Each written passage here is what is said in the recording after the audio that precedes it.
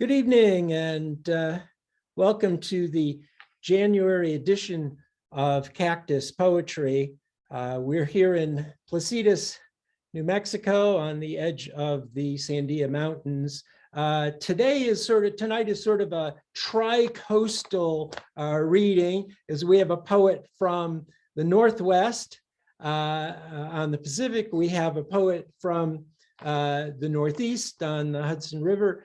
And where we are now, well, it was an ocean if you go back long enough ago. And they do still find fossils, sea creature fossils and dinosaurs here. Anyway, so I'm very excited to introduce our two features, George Drew and Carolyn Wright. And we're going to start with a reading by George, and he's also going to be accompanied on some of the poems by his musician friend, Rick Coons. So welcome, Rick, as well. I first met George Drew back, I don't know, maybe 15 years ago or so, when his book, The Horse's Name Was Physics, came out, and my colleague at Rochester Institute of Technology, Ann Kuhn, brought George down to read and to talk about the very exciting book based on the Manhattan Project. And then saw him again when Steve Huff brought him to Writers and Books in Rochester to read, and we had a chance to hang out. It was great. And then I think the next time was in Albany at the Peace and Justice Center there, that Dan Wilcox has a series where I was reading and George came to the reading. And I'm really thrilled that Dan is with us tonight. So hadn't seen him in years, so that's great. George has a new book, Drumming Armageddon. Great name, incredible cover.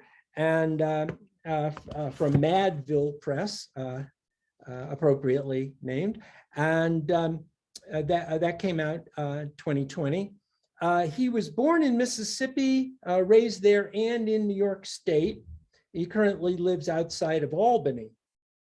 He's the author of 8 collections of poetry, Toads in a Poison Tank, The Horse's Name Was Physics, American Cool, The Hand That Rounded Peter's Dome, The View from Jackass Hill, which is the winner of the 2010 X.J. Kennedy Prize for Poetry, Down and Dirty, Fancy's Orphan, and Pastoral Habits, New and Selected Poems from Texas Review Press.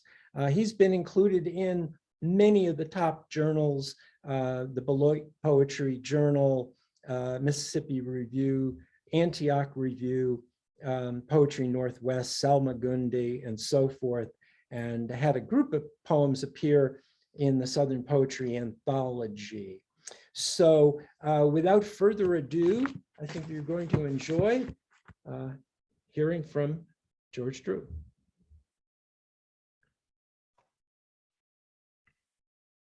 You need to unmute, I think, George. Can you hear me now? Mm-hmm. Okay, all right. Well, welcome everybody. Thank you for coming. And Jules and John, thank you for having Rick and me. Before we start, I should tell you a little bit about Rick. Rick and I met back in the 70s, early 80s at a coffee house in Albany, New York. And we became immediate friends, allies. We've performed a lot together, and we have a CD, A Triumph of Loneliness, that we've put together. And tonight, as part of the reading, we're going to do 2 of the poems, 2 of the songs that are from that CD. So that's what we're planning. The theme of my reading for tonight is fire and rain. I'm going to start with rain, then I will move to fire. And Rick will cut right in on one of the poems in the first part, and then later in another one. And then I'll segue into Carolyn's reading. Once I get going here, I'm not going to do a lot of chatter because we have limited time. So I'm just going to read and segue and go right on through it. All right. Okay, you ready, Rick? I am. Okay.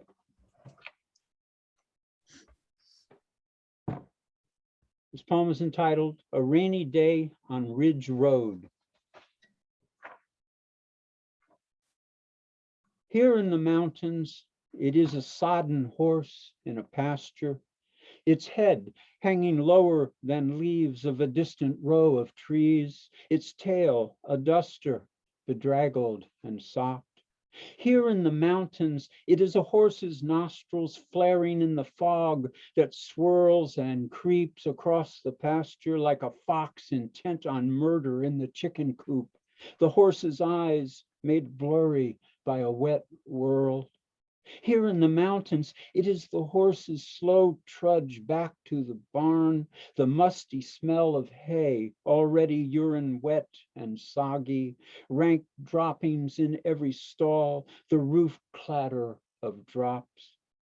Here in the mountains, it is the sudden stoppage, the sun's dazzle on wet grass, the saddling up, the horse's head high, the perky exit from the barn back to the pasture.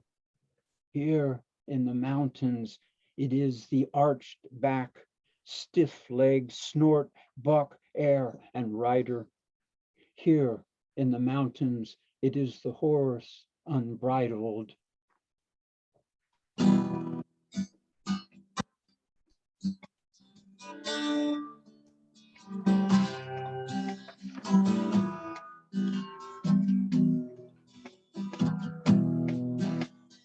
Warm summer rain, filling up the night time. Warm summer rain, this could be a lifetime to be. Warm summer rain,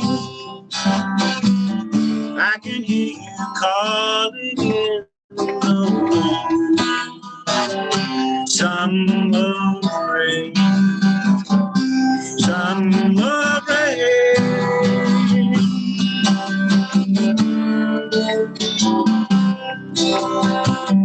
two drops of rain running down a window pane, and they become the same. Are we but a moment in the warm summer rain? I can hear you calling in the summer rain, summer rain.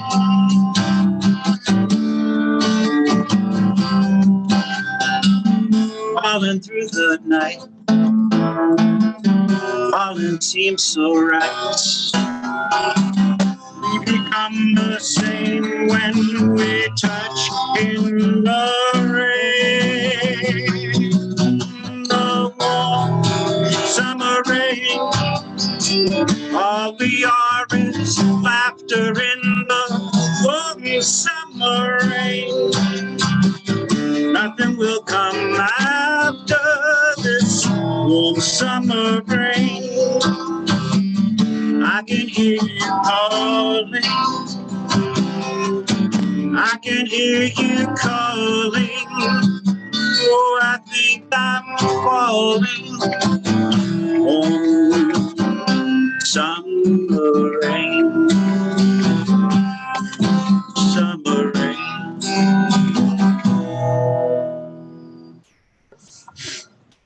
It's raining in southern Illinois. It really is.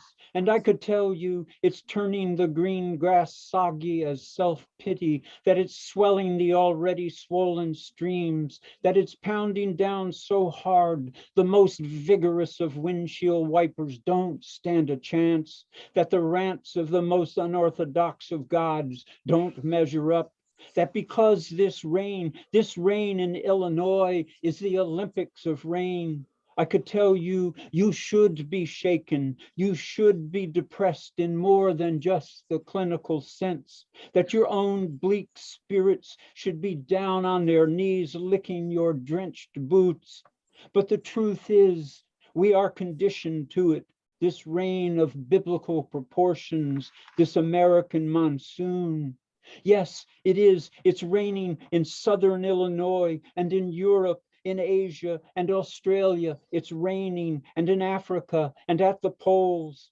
Call it rhapsodic, this rain in southern Illinois, so many can only imagine. Call it apocalyptic, this washing away of our republic like a frail ark on the outskirts of some dumb underworld. Call it a liquid form of prophecy. Call it divine in its diminished way. Call it whatever you want.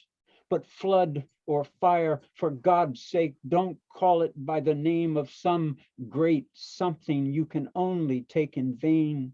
Say it's a perfect storm. Say it's a torrent. Say a deluge. Or just say it's raining in southern Illinois.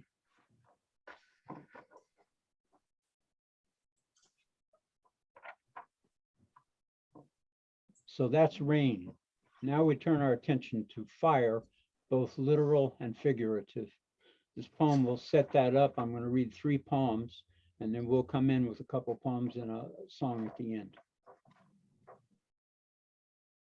This poem is called Bread Alone, an Update. It's November, and the days are dwarfed by dark.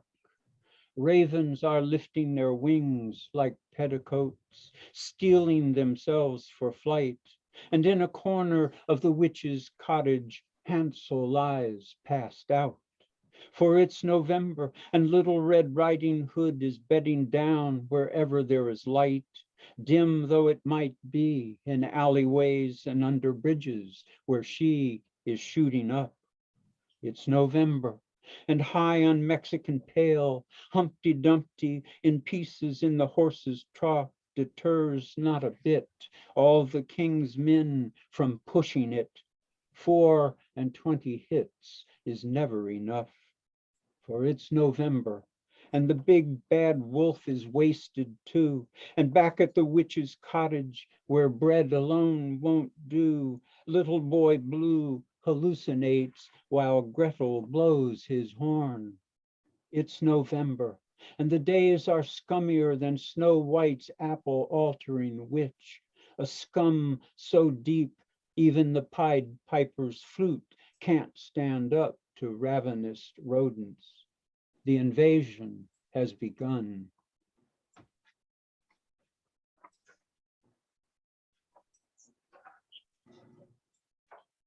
This poem is specifically for Jules and John, and they both will understand why.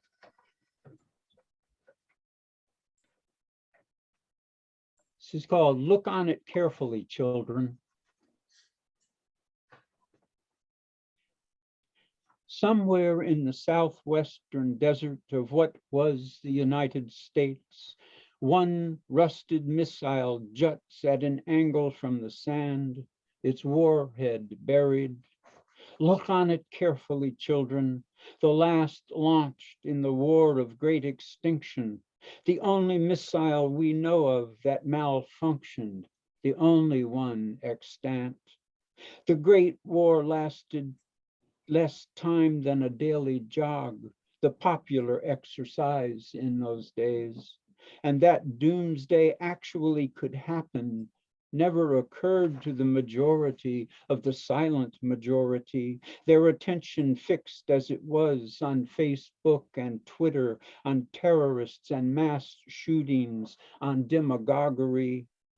Armed with multiple entry warheads, the submarines prowled the oceans, the bombers flew their mock missions, and the ICBMs lurked in their silos, there but not there, visible to a few, invisible to most, the background radiation of apocalypse from which no one could run, even if they wanted to. Look, children, on this rusted tube, dormant in the endless bend of time, on this metallic moral of their story, should have been more scared sooner.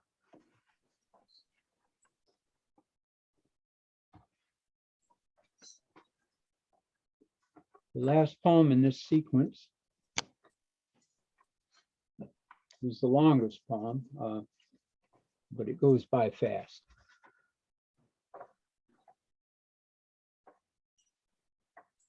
This is literally about fire. This is called Holy Smoke, W-H-O-L-L-Y, with pun intended. Holy smoke, the shaman sings. The forests of Colorado are burning, Snaking, Black Mountain, Schoonover, Iron Mountain, Hayman, Missionary Ridge.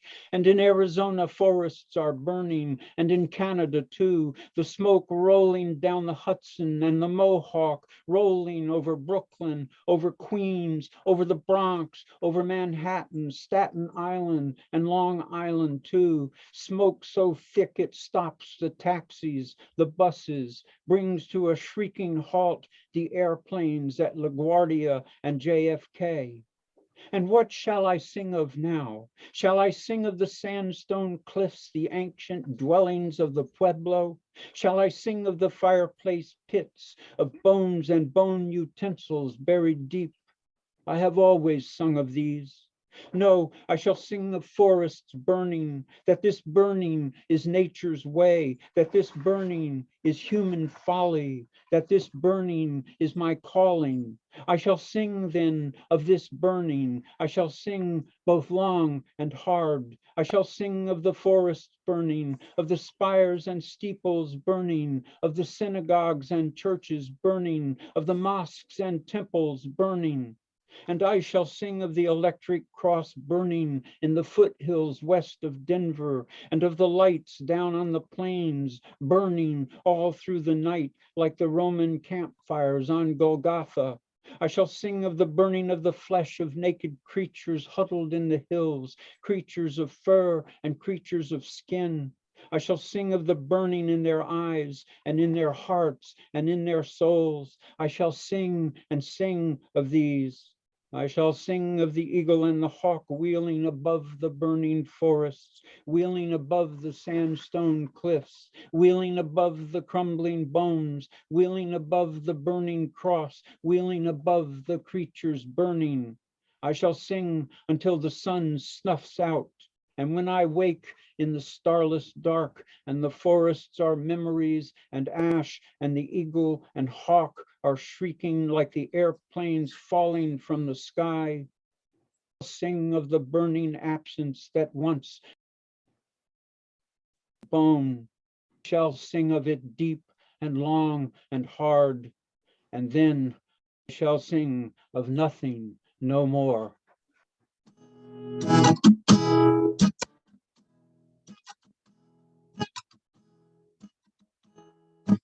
Was a fiery blooded lad, a boy of just 19. I listened to glorious tales of war upon my father's knee.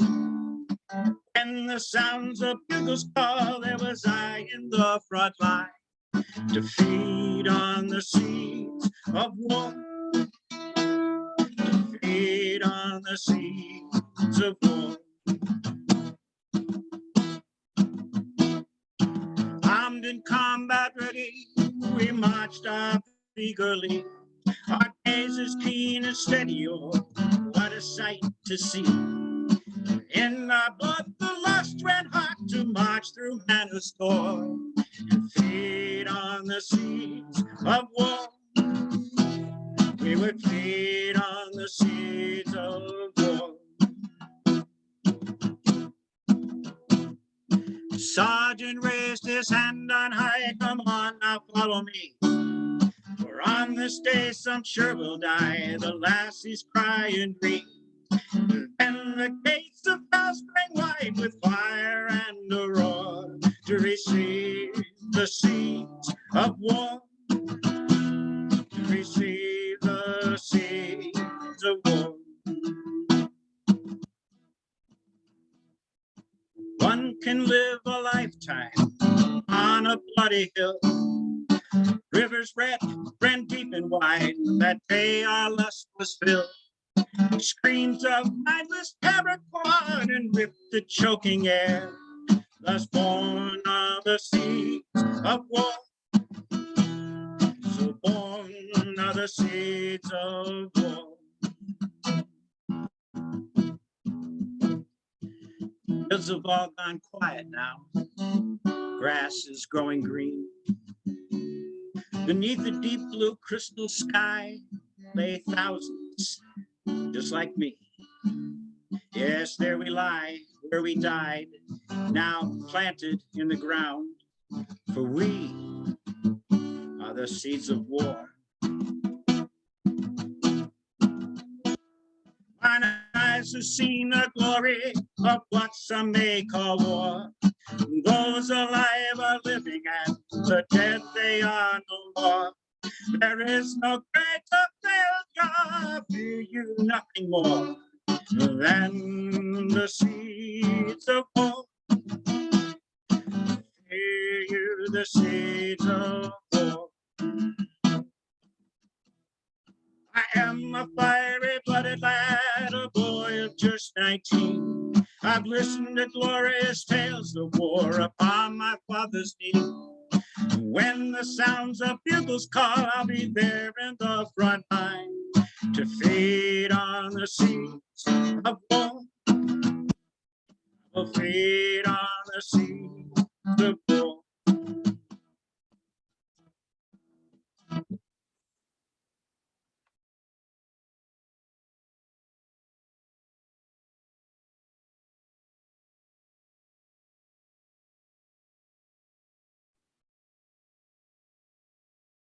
You're George, muted. unmute. Okay.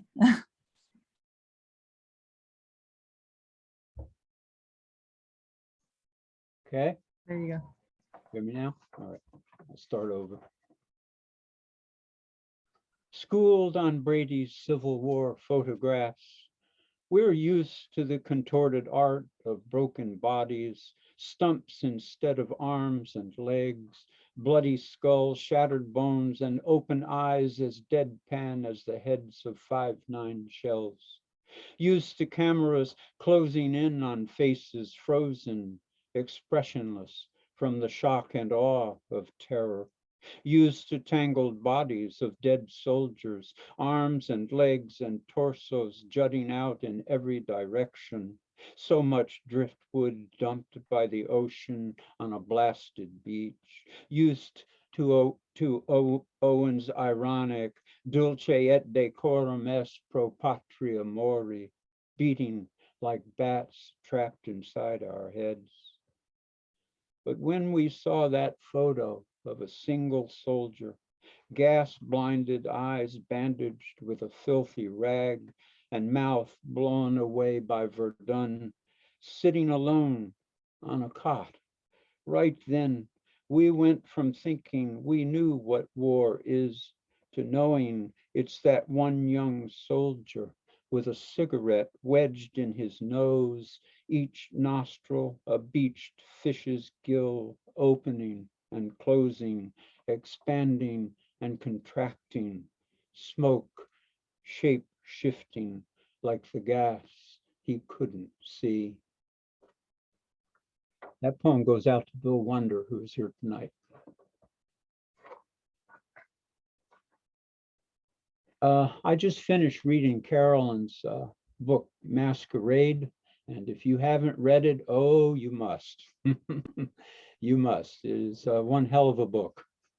I'm not sure enjoy is the right word. Let's just say I was devastated by it in a way. It's a book that I'll just say it's a book about a relationship. Let it go at that.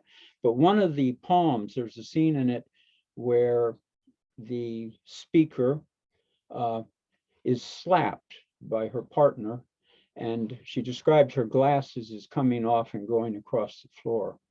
And that sparked this little poem, which came out of reading that. So this is for Carolyn, and it'll segue right into her reading. Thank you, Rick. That was great. This is a poem called To Carolyn.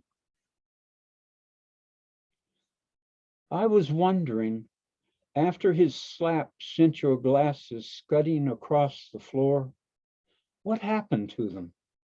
You see, the imagined sound of that slap brought back the memory of my mother, the sound of my then stepfather's slap, which sent her backward across the bed I was in, little 6-year-old me, cowering under the blanket, pretending sleep.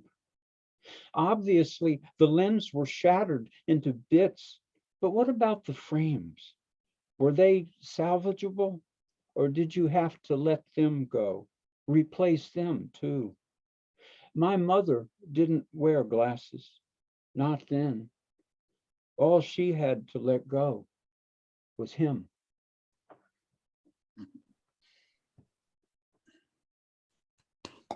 Thank you, George. Powerful, so powerful, George. Thank you. And thank you, Rick. Thank you Very so much. powerful.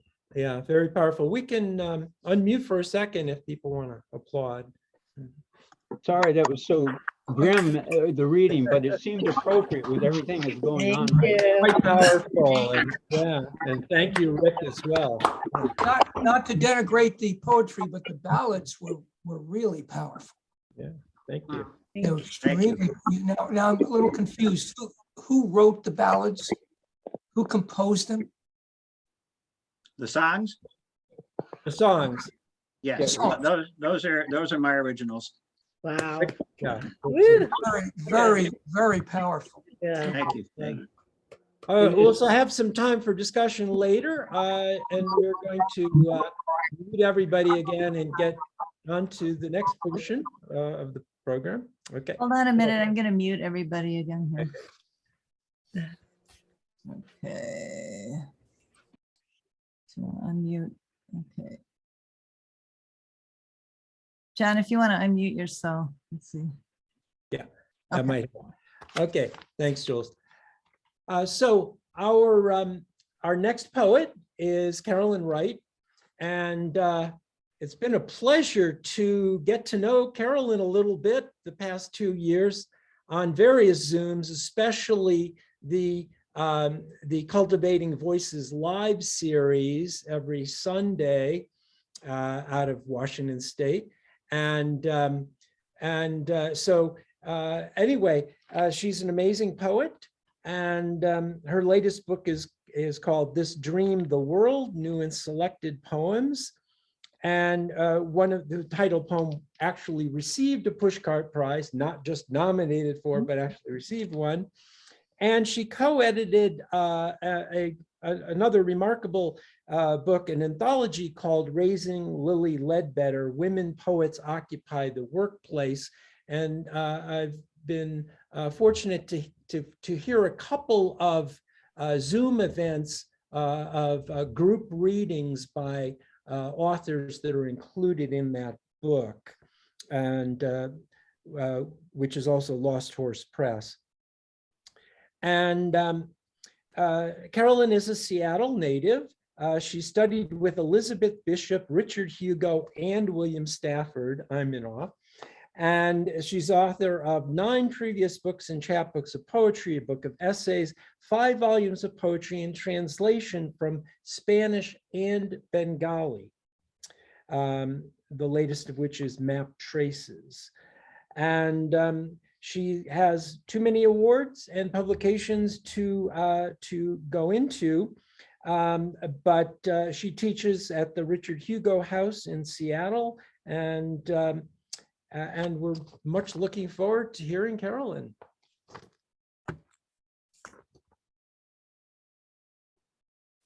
Well, thank you so much. Thank you for hosting me, Jules and John. And I'm very honored to be here. I'm honored to see a number of friends, people I've known in the poetry world for a long time, and also to see a number of new friends. And George, thank you so much. I'm really honored by your writing a poem in response to that very powerful poem in the book. And in fact, I've just kind of quickly rearranged what I'm going to read. Maybe I will read that really wrenching poem, among others here. But I'm going to start out on a slightly lighter note. And actually note is a good word because in honor of your bringing music to the reading, I'm going to read a number of the poems that have to do with music. Actually, most of them do because the book focuses on jazz.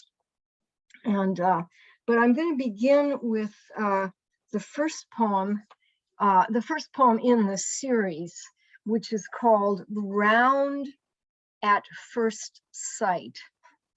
And of course, you all know what first sight is. There's a noun that often precedes the at first sight part of that prepositional phrase. And there's another moment in here.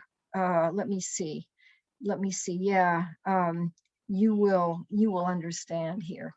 And so it's a round. So you'll hear in the beginning, the line that begins the poem comes again at the end, and there's some repetition with variation throughout. Round at first sight. Through the window's louvered blinds, you glide in profile across the room, angled pitch of your hips, almost a dancer's, backlit by a single kitchen bulb. That's all. Through twilight's translucent blinds, you glide through backlight that falls 4 square on the outside veranda where I hover, waiting for my door to open, glancing through the next door window where you glide in profile, the room falling in 4 square light onto the veranda at my feet, next to the studio's caretaker, turning the key in my door, angle of your dancer's silhouette, flooding my breastbone with sudden fear. Or is it the single kitchen bulb that silhouettes you in profile in your studio, a reversed mirror image of my own next door, where the caretaker turns the key so that I can step into my mirrored image in reverse? Next door studio where I will live a year beside you. Fear's light falls on all 4s at my feet, your profile in silhouette, the blinds half open.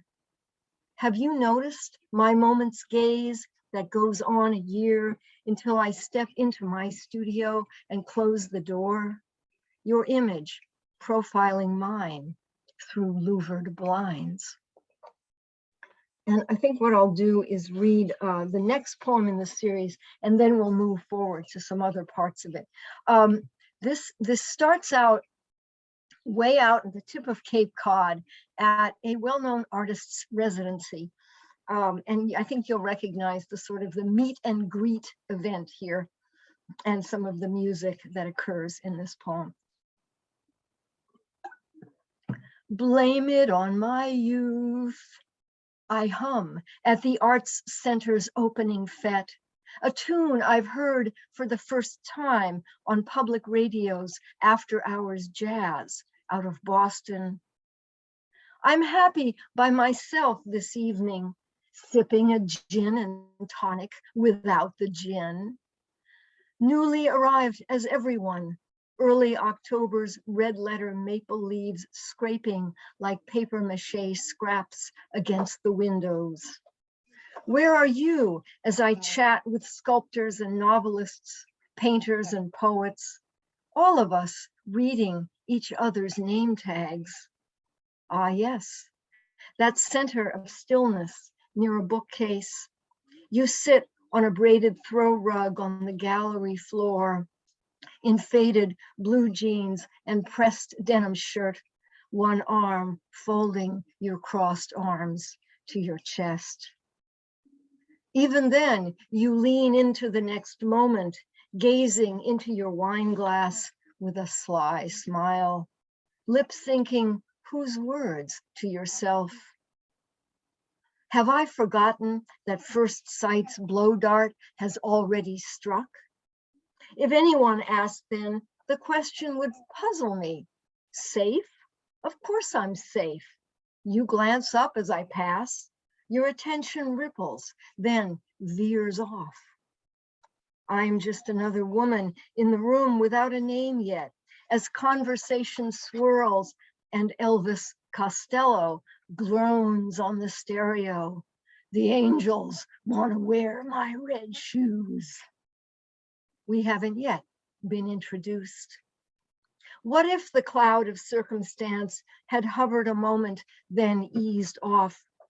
If the future weren't already stitched to the past? This evening, we are all just starting out, all of us too young for blame. One thing that may not be clear at the beginning and was not so much of an issue except in certain periods of time was that this is an interracial relationship. The woman is white, the man is African American. But I think you'll see what some of the curiosity about that was in this piece, which is the first section of a multi-section poem called Compared to What?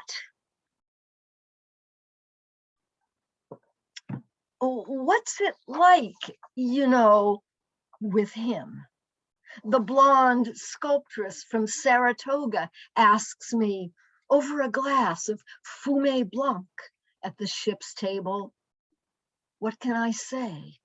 On the jukebox, Les McCann snaps his fingers, Eddie Harris's saxophones, a streetwise syncopation, trying to make it real compared to what? His jazz funk fusion buzzes through my brain, her blue eyes unblinking through cigarette haze.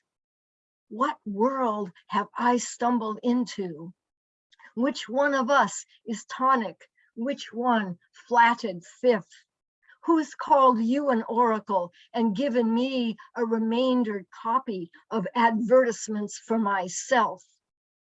A paperback I've watched you bend in your big hand till the spine broke, as you went on about the global scope of Mailer's nerve.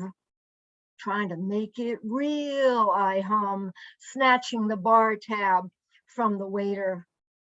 Lattice work of fish nets on the ceiling. I sip wine that can't buy my conversation. Watch my own anger flare and flicker at invisible cues like a school of cod flash turning through kelp tangle. As Swiss movement sucks it to me from the sound system and the crowds at Montreux leap to their feet and cheer, I veer around the woman's question. Well, let's see, where shall we go from there? I think we'll go right to New Orleans here, which is where much of the life that these two people led together took place. One thing that was nice was that you could call the local jazz radio station. What was it? It was WWOZ, if I remember correctly.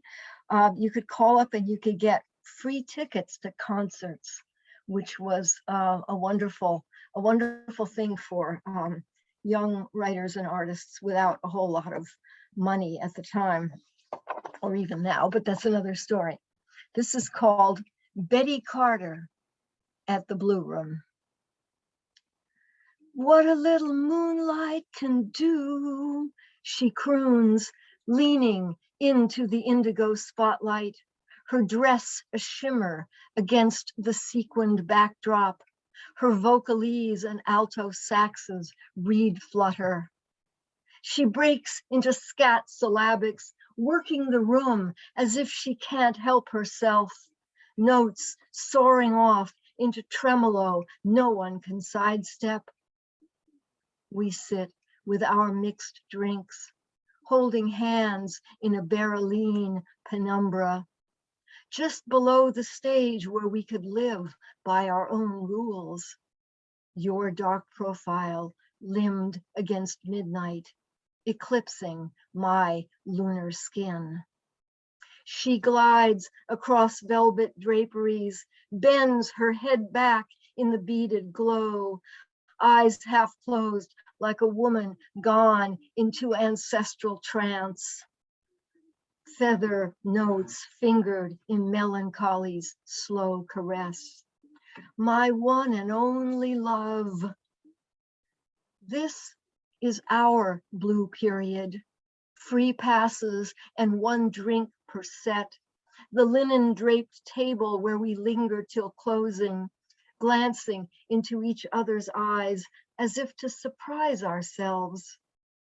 What doors does she open as she sidles between her side men, reshaping love's old standards in a slow dissolve, subverting the after glimmer? Everything she has is ours, the room behind us, shadow light, and nobody's business that we're here. No other lovers between us. We walk home from Canal Street to save on car fare and third-degree stares, burning through nights that almost keep their promises. Sublunar murmurs long past denying, refrain of our presence, coda and reprise, the city's scrim curtain of invisible stars. You unlock our cobalt shuttered door on Royal Street, memories oblique interstices, and we slip into each other's arms. Let a little moonlight have its way with us. Okay, let me see. I'm going to go to another poem. This is another one I actually have. This is a really jazz one. It's one of the last ones that was written. It's called Blue Triolets. And each of the triolets, the triolet is a French form with 8 lines per triolet. And 2 of the lines get repeated. One of them gets repeated twice, and another one gets repeated once. And you'll hear the repetitions, and I think you'll recognize some of the locations. The first one is called Bright Moments with the Blues and You, and it's a list of jazz places and artists. Ellis Marcellus on piano every week at Snug Harbor. Art Blakey and the Jazz Messengers at the Village Gate. One hot night at the Cookery, Alberta Hunter. Ellis playing Syndrome at Snug Harbor. Miles turning his back on everyone in the arena. Terence Blanchard's first solo at the Village Gate. Ellis ending his set with Z Blues at Snug Harbor. Sarah Vaughan's So Danse Samba at the Village Gate. And then House of Blue Lights. We were writing a book on the blues together. We sat at jazz club tables with the candles lit. We studied chord changes and the devil's measure. Such big plans. Our book on the blues together. On Desire Street, we heard the devil's engines backfire. Aphrodite shimmered on stage in an indigo light. We did our best with that book on the blues together. We stood up from that table, blew the candles out. And Aphrodite will be back in the next one called Blue Room. So much love and trouble in that room when Aphrodite shimmied between tables in an indigo light. And the Devil's Dance Band struck up a bluesy tune. So many hopes ran into trouble in that room. Miss Mouth, you used to call me, Lighthouse Grin. You weren't trying to change me, not those nights. So much love and trouble in that room where Aphrodite shimmied between us in indigo light. Okay, well, so many other things take place. And but I think I'd better go to that poem that George gave a tribute to, which I really appreciate. And this is, you know, quick trigger warning. There is a moment of violence in this poem, but there's also the woman stands up for herself, let's just say. And it's another round. Just as the first poem was a round, this is also a round. It will end with the same line with which it begins, and you'll hear the repetition and variation throughout. And this is a later time in a different house with everything sort of packed up.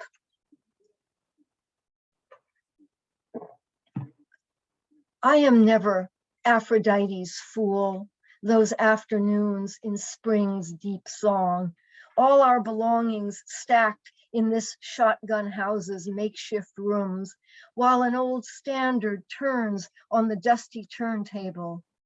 You don't know what love is. At my battered desk, I cross out words, and you at your butcher block table in the back room tap and scat a blank page into deepening song. But where are my most recent pages? I glance around the half-assembled middle room, shelves stacked with paperbacks, rocking chair with broken rungs, mousetrap under the Sears Roebuck blue divan, empty as a mixed blessing on this house. Where are my last pages, I ask aloud.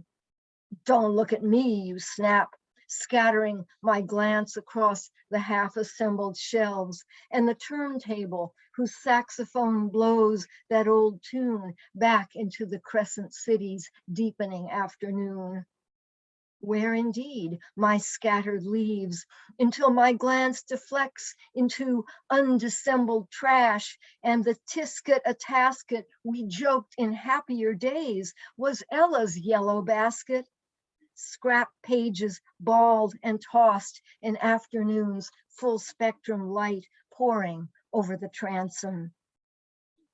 My pages. I pluck them from the wastebasket and uncrumple their yellowing mat. No match for an old torch song's questioning or Piety Street's unwritten lines. No inkling of the line I cross when I step into our shotgun back room and shake my rescued pages in your face. What is my unscripted accusation? Who else has walked through these disheveled rooms, rummaged these unlevel shelves? You glance away. I don't know nothing. The unknown saxophone rises to a crescendo, and I step into the space between your table and your chair, your voice in my ear like a fast script's insistent lines. I don't know nothing, and my voice empty of dissembling. No smoky-throated singer, but what you've called lopsided girl. I watch my hand take a page from your table and tear it cleanly down the middle. Now you know how it feels. Then I lay each torn half down where I found it, and your big hand raises, lands dead on my temple, shatters my glasses, my face in slow motion, in the concussion of incongruous music blurring there. I am someone else who witnesses lenses and frames scatter on the pitted floorboards. Which one of us is shouting? Whose breath crumples and uncrumples? What unlevel playing field this floor we cross? These shotgun rooms roar in my pulse. My hands blur over the phone, but my fingers know who to call. My fingers find the numbers. 9, like a dancer's turn. 1, a cool cerulean tune. You step, turn away. My fingers do the walking. 1 on the sleepless keypad. No, you shout from the empty front room. Don't call them. Who decides that I hang up as fear's echoes crumple against the empty walls? Too late. 2 cops blurt through the blurred front door and grab you, slight, gray-faced, shaking like passion's spectral hostage. A scene burned in freeze frame through memory's unfiled charges. Do I know then what connects, divides our differing skins? I never recognize the broken-hearted singer, but I am never Aphrodite's fool.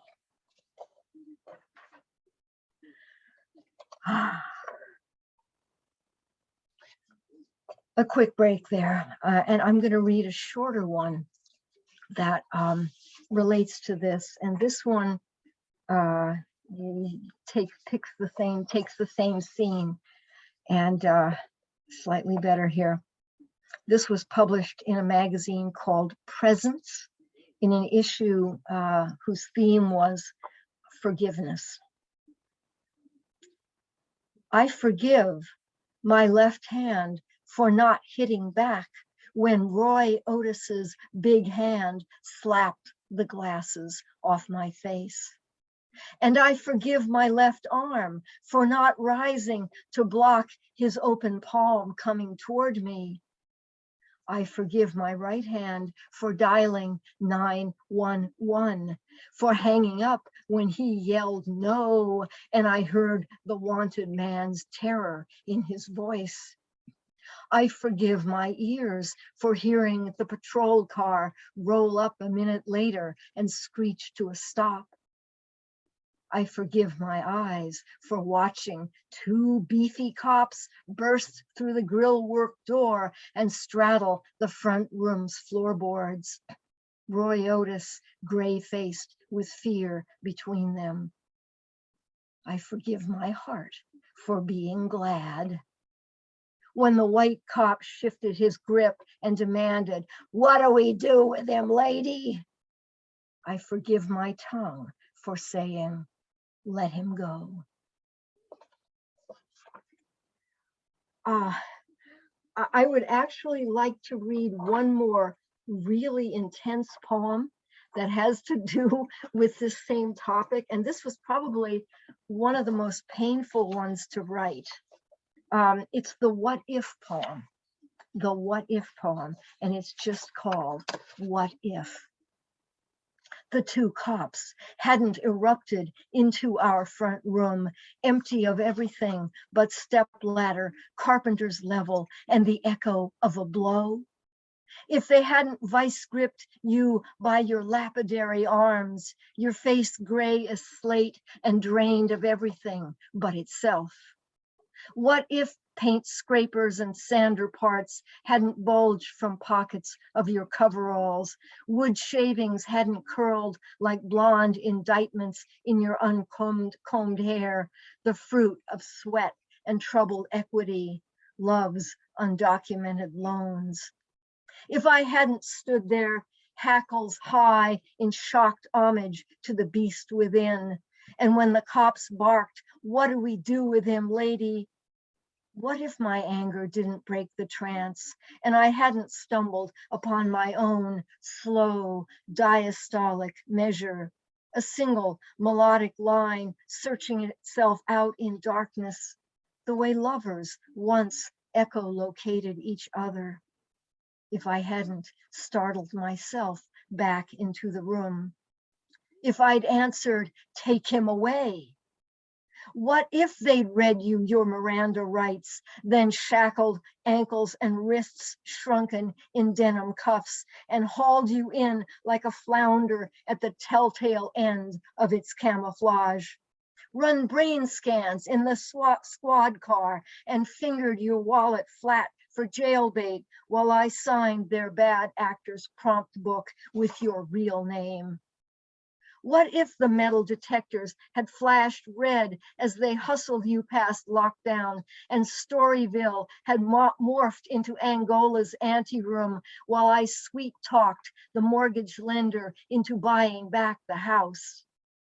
Little me, born out of reach of the NOM and its national draft, my brothers burning their high stakes numbers. Little me, those shotgun rooms in the Crescent City's mephitic spring, my only combat zone and Finisterre. Little me, mistress of no debility but my own. You're on your own, kid, said the paternal echoes in my head when I stepped across the color line. Could I have taken matters into someone else's hands, crawled back from the slammer where I'd absented you to pick up my glasses slapped across the floor, or cry me a river in full view of the guard towers? What if I'd settled your affairs, sealed my own fate with hell's power of attorney? If I'd finally sprung you and we'd faced each other across the bedroom's blue swelter, if I'd held out my hands with their broken nails, my lucky numbers extinguished in your eyes. Then what of your scot-free metamorphoses, bright moments in the third degree Klieg lights? Thanks to me, your rap sheet in the suite thereafter, shorter than a bebop koan, all charges against you zeroed out. What if that prestidigitator's second grasp, the year 2000's non-compliant heart running its computer simulations? Where we would be now, futilities, push-ups, absences we talk to in the mirrors, or adversaries in each other's arms, both of us collecting life sentences like paychecks on the run. I could stop there, or I could read something a little bit lighter to end.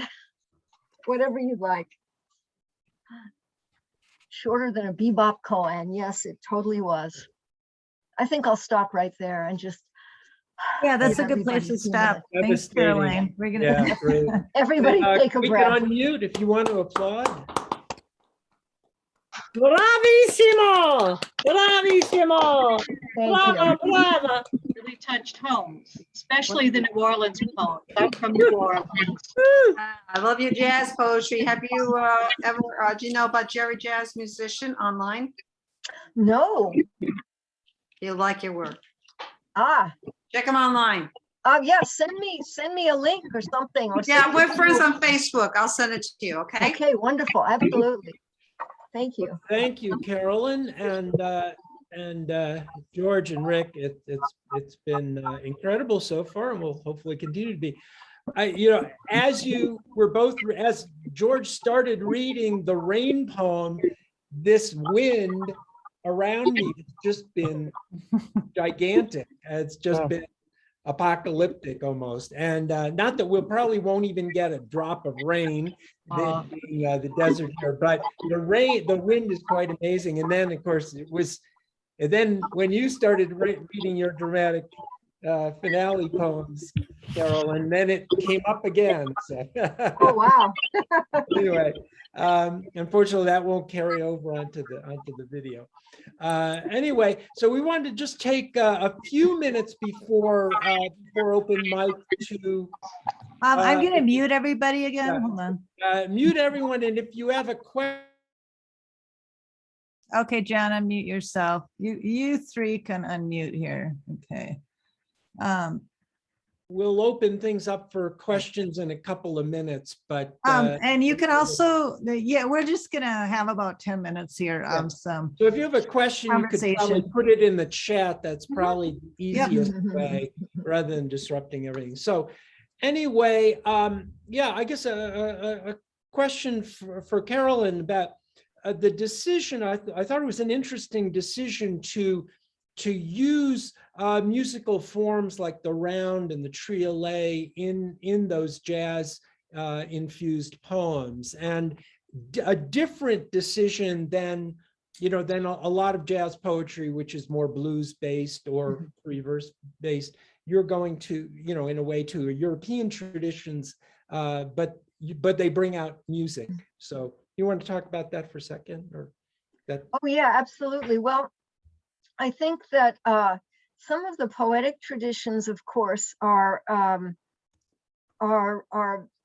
could come from European traditions, although some of them, I was going to read a ghazal, but I didn't read a ghazal because there wasn't time. But the round is actually a form that is closer to sort of African, West African, and the Afro-Brazilian musical forms, the call and response, and the circling back.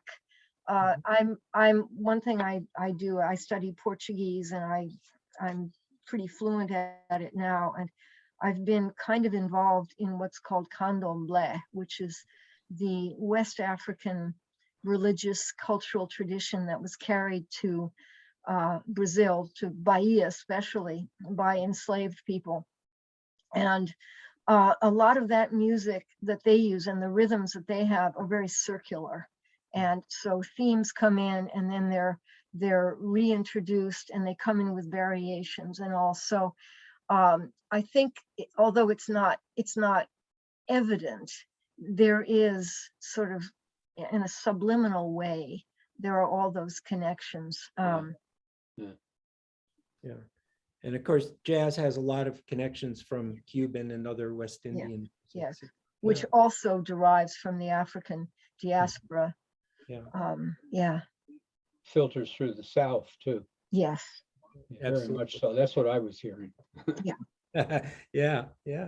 And well, I guess that segues to Rick and you, and how you incorporate music. Do you rehearse together mostly? Do you come up with things completely independently and then get together, or how does that work for you? Well, I think in reaction, actually, if I hear a particular song that Rick sings that affects me, something about it grabs me, it'll inspire a poem. We have on the CD, we have songs with poems that were inspired by the songs, and the reverse, right, Rick? That the poems inspired the songs. So we don't try to, on the CD, he does back me. I mean, here you can't really do that, but he'll play sometimes a percussive kind of thing to back a poem I'm reading, that type of thing. But that's how it works between us. We don't try to, I don't read to music all the time. They're all linked, and they have a chronology in a way, thematically throughout the CD. It's like it's an ongoing conversation, I would say. Right. That's, I like he that. speaks one language, I speak another, and somehow we understand each other. It's like jazz. Yeah, It's exactly. improvisational in a way. It's almost like jazz. Jules, did you put a link to that CD? Do you have a link to that CD in the chat?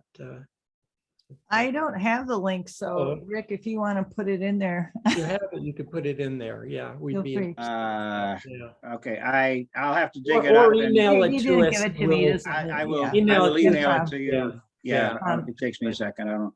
That's You can fine. get them all through Amazon anyway. Yeah, okay. Yeah, what's the title of the CD? A Triumph of Loneliness. Yeah. Okay, good, thank you.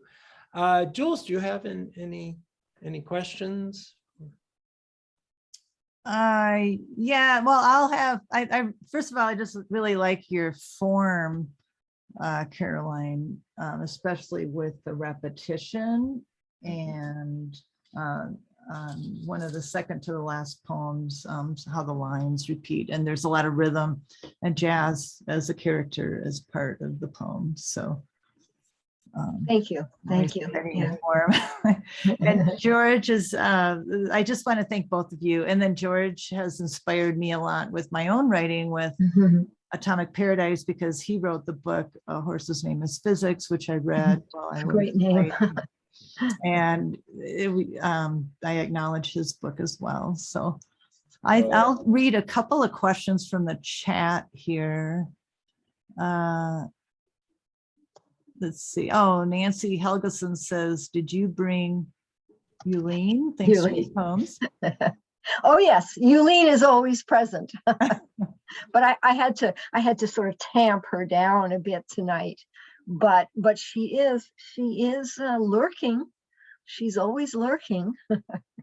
And She's can you explain that to some that might not know that? Is Euleen used to be called my alter ego, but I am actually now a holographic projection of Euleen.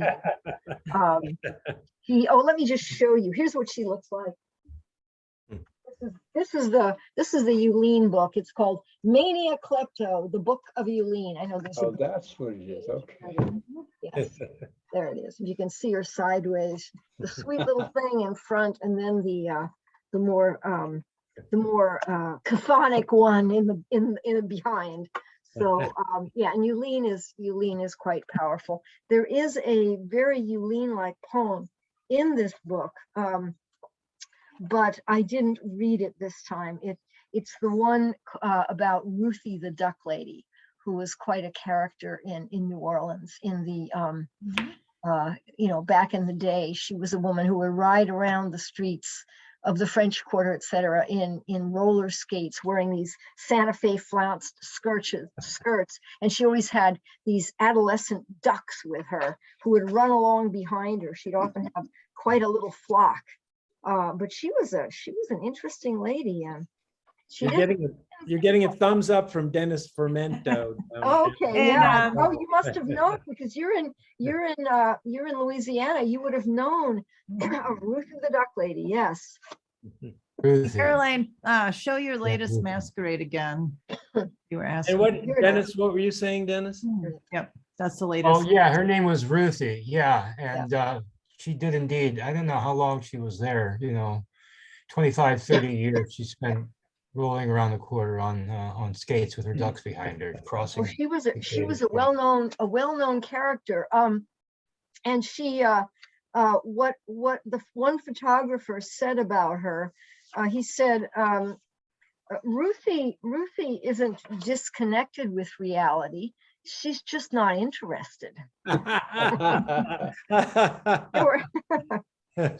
Wife has a picture of herself with her name was Ruth Grace Moulon, and she lived from 1934 to 2001. So she was she went on up higher. Great. Well, we've got one more question for George. Holly Wilson asks, were your poems inspired by any of the recent fires? Oh, she's talking probably about Holy Smoke. Now, actually, about 5-6 years ago, I think, do you remember there was this huge fire up in Canada? And the smoke from that came down and it really went across the country. Yeah. And that's what sparked that. And it was published in a magazine in Colorado called the Turtle Island Review or Quarterly, I think it is. Yeah. So that's the lineage of that poem. I mean, I've got stuff probably that references fires and all this stuff that's going on. I think most poets do. But it's hard not to be an apocalyptic poet when you're living in apocalyptic times. That's right. So but on one level or another. Hope. What's that? One must cling to hope, however. Yeah, we hope to cling to hope. Yes. Yeah. Okay. Point taken, John.